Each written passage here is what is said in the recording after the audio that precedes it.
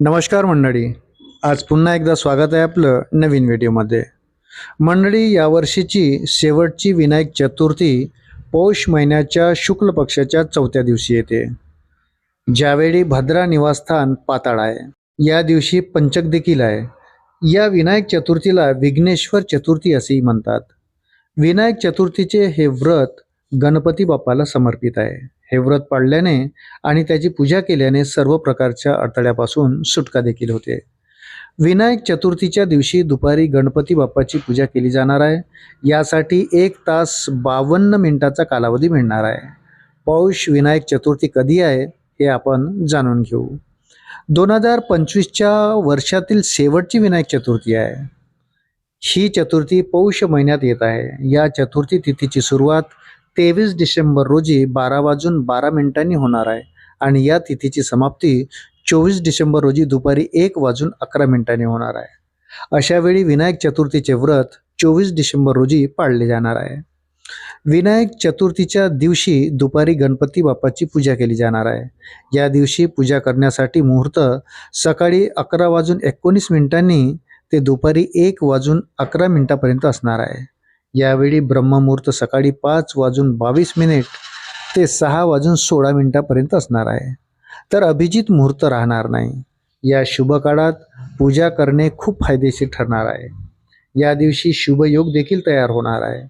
यावेळी हर्षण योग पहाटेपासून दुपारी 4:02 असणार आहे.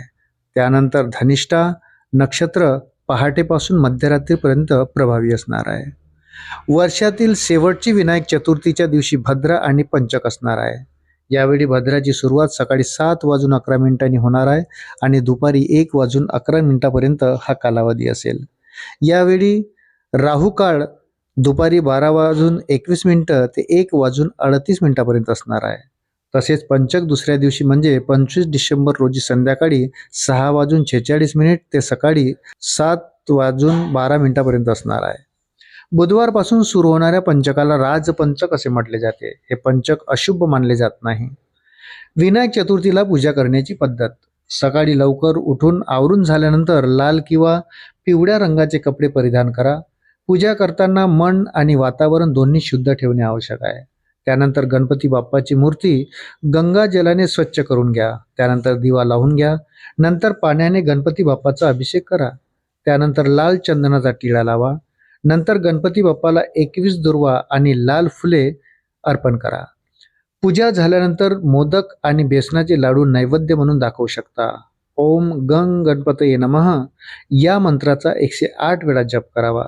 त्यानंतर गणपती बाप्पाची आरती करून घ्यावी. विनायक चतुर्थीचे महत्त्व: विनायक चतुर्थीला उपवास आणि गणेशाची पूजा केल्याने तुमच्या जीवनात शुभता येते.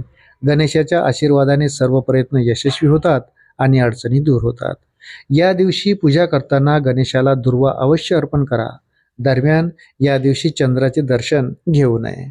मित्रांनो, व्हिडिओ जर आवडला असेल तर व्हिडिओला लाईक करा आणि आपण जर माझ्या चॅनलवर नवीनच असाल तर कृपया चॅनलला सबस्क्राईब करायला विसरू नका. भेटूया पुन्हा अशाच महत्त्वपूर्ण माहितीसोबत. तोपर्यंत धन्यवाद.